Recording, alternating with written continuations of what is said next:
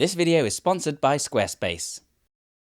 When it comes to fitness, there's one thing we're taught to covet above all else, and that's growth, both literally and figuratively. That is to say, you're encouraged to actually become bigger, to grow, get bigger biceps, etc. But also that you're encouraged to become more disciplined, wiser, to become a better strength athlete or a better runner. Lose more weight, whatever it is, just to continue to move forwards. And there are countless videos out there telling us to grow, telling us never to stop, never to give in, to keep on going no matter what, to keep shooting for the next target and the next goal. And for many of us, that can be useful. That sense of progression and motivation, it spurs us on to achieve our goals and to become better versions of ourselves. But there is a point where that growth mindset becomes no longer useful. In fact, it can become destructive. And this doesn't just apply to fitness, of course. We're encouraged to grow in every area of our lives, to buy a bigger house, to move to a better area, to get a better job, to date more people, to be the smartest, the richest, the most interesting, the most exciting, to continue to grow and climb the ladder of life. If we constantly worship at the altar of growth, then we'll never be satisfied with our achievements. We'll always be aiming for the next thing. Building big muscles, for example, is great. I personally love the feeling of having bigger arms that fill out my t-shirt, they build confidence, they get you positive attention, there's no downsides. But at some point, you've got to stop and say, hey, my arms are pretty big now, why don't I do something else? But the next logical step, of course, is 16-inch arms, and then 17, 18, 19, 20-inch arms. After all, the guys on Instagram, the guys on YouTube have much bigger arms than you, and there's still an awful lot of growth to be had. And especially as someone who's already dedicated this much time in, you might as well go all the way and get huge arms. And if quite big arms has already made you confident, then huge arms is going to make you super confident. So you change your eating, you start bulking, you eat tons and tons of food. You gain a little bit of weight, but that's a sacrifice you're willing to make. You optimize every inch of your training so that you're hitting your arms the perfect number of days from every angle. Forget running because that hurts your gains. You're just going to curl and curl some more. You spend hundreds of dollars on protein shakes and supplements, and eventually maybe you get to the point where you've got those big arms.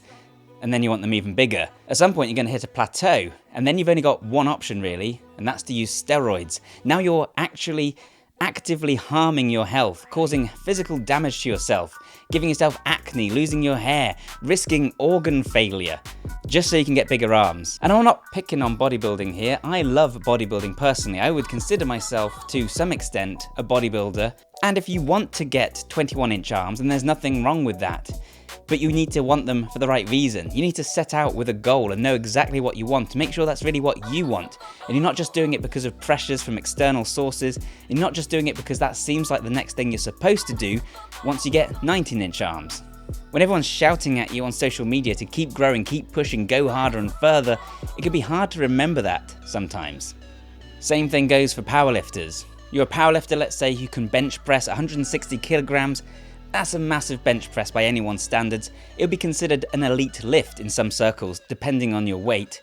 But it's not going to be enough if you're constantly of that growth mindset. You've become part of the lifting culture, and people who can bench press 160 kilograms seem to be a dime a dozen.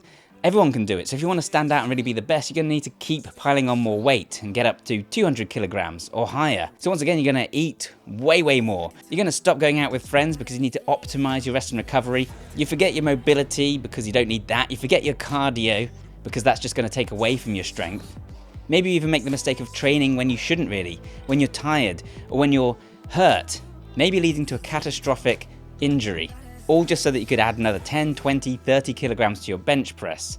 And then someone on Instagram comments on your video and says that your form is garbage and you have a midlife crisis. But we're just getting started because, like I say, this applies to every aspect of your life. Let's take a look at career. If you're constantly focused on growth, that can only mean one thing. It means climbing the corporate ladder, taking that promotion. Maybe you're someone who's got a good job, you've got a good salary, and you have a nice work-life balance. You get to spend a good amount of time with your family and a good amount of time with your friends. But then you're offered this better job, and that means you can buy a bigger house, it means you can do more, so you take it. And the next thing you know, fast forwards a couple of years, and you're sitting in a dark, dingy office, doing a job you hate at 7:30 PM, while your family are eating dinner and your work colleagues are out at the pub. Why are so many big YouTubers leaving right now? It's growth. You hear the same story over and over again. A YouTuber starts uploading videos because it's something they want to do, they're passionate about it, and they want to share their love for whatever topic it is with the world. I started doing this when I was 21, in my pants, in my sister's bedroom, doing pull-ups from a bar. Lots of people watch the video, you realise you've got an audience, and over time you learn you can actually make money doing this. Making money doing the thing you love, and it's amazing. But then you grow, you get more and more viewers, so you want to up the production quality, so you buy new and better cameras, a studio to film in, and you start hiring teams of people to help you film and edit and create the thumbnails and do the marketing. You're outsourcing all the aspects of the job that you used to enjoy, and before you know it, you're not really a YouTuber anymore. You're managing a whole business. This is tiring and stressful, and it's not actually what you signed up for. Growth is what kills so many YouTube channels, but it's what YouTube itself is constantly pressuring us to do. Of course, this can explain pretty much the entire grind set mentality, the whole productivity niche. Nothing wrong with a little bit of productivity, but when you get to the point where you're waking up at 5 AM and then doing some ridiculous morning routine just so that you can optimize your performance, so that you can, I don't know, write more emails, then you're giving tons of cash to tech bros so you can take ridiculous supplements and weird biohack devices, again, just so that you can eke out another minute of performance before you collapse at the end of the day. Growth might be a problem here. And I'm just getting warmed up. We can even take this and apply it to like the video games industry. These days we see fewer and fewer artistic and interesting video games being made, and far more cynical cash grabs. Big publishers seem far more interested in buying every single game studio, firing half their staff and gutting them, and then getting them to make cynical pay-to-win games stuffed full of microtransactions, just so they can impress their shareholders, who of course want to see the profits go up, who want to see growth. It even applies to movies. I love Marvel movies, of course, I'm a comic book nerd, but even I got burned out by the hundreds of TV shows and films that were released in such a small amount of time, all with the worst CGI because Disney was completely abusing the CGI industry, and where all the blockbusters were completely risk-averse, putting out the same cookie-cutter content, and again, the shareholders wanted to see growth. So yeah, growth, not always a good thing. Sometimes a good thing, but not always a good thing. And what's the antidote? It's to focus less on growth and more on self-expression, and to an extent, experience. Instead of trying to do more, be more, find ways to express yourself authentically. When it comes to training, of course, that means it's less about being the strongest or the biggest guy in the gym, and more about expressing yourself through movement, like a dancer or a martial artist or a calisthenics artist. But you don't have to be doing beautiful movements. You just have to be expressing yourself through movement, training for the sheer joy of training. You can express yourself through bodybuilding or just through lifting heavy weights. Again, as long as it's coming from you and it's what you really want. For example, my bodybuilding goal is to look like I belong in a game of Streets of Rage. It's a unique goal, but it helps me to know what I want to achieve. I don't want to be absolutely gigantic like Ronnie Coleman. I want to look like I can still move. But that's my aesthetic goal, my personal aesthetic goal, and something that isn't going to win me any bodybuilding awards, isn't going to get me accolades on Instagram, but it's something that anyone who's interested in what I'm interested in can possibly appreciate. Likewise, when it comes to lifting, it feels great to lift something really heavy. It's a truly rewarding sensation and cathartic as well.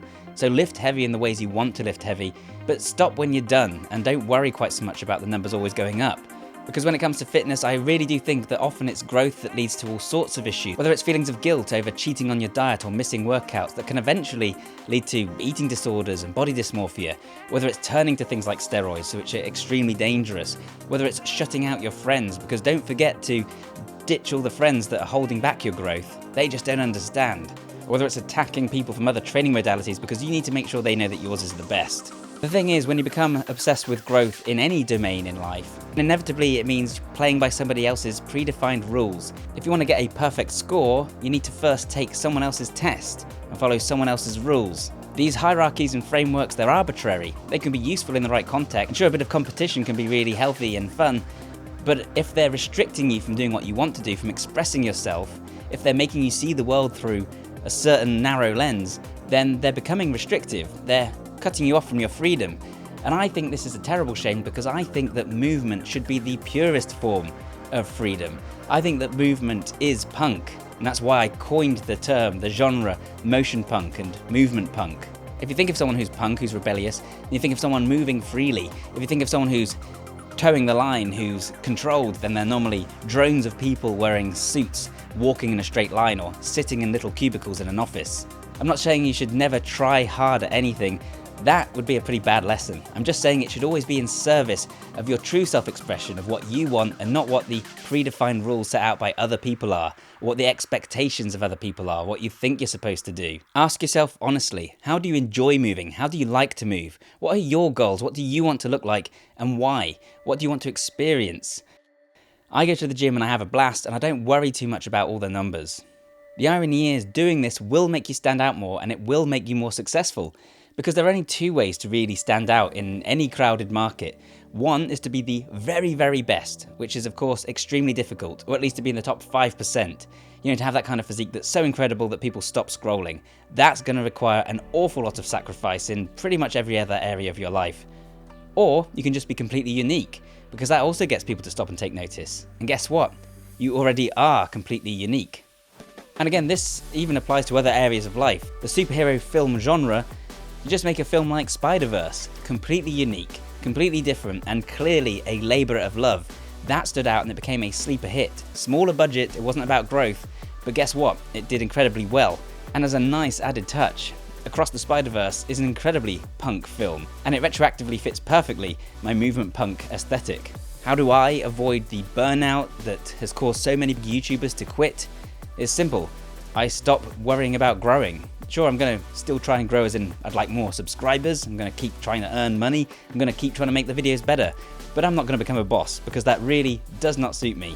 I express myself through the content I make, which just so happens to be about running, jumping, climbing and throwing things and lifting things, expressing myself through movement. So train hard, but know what you want. Try and enjoy it and do it for you.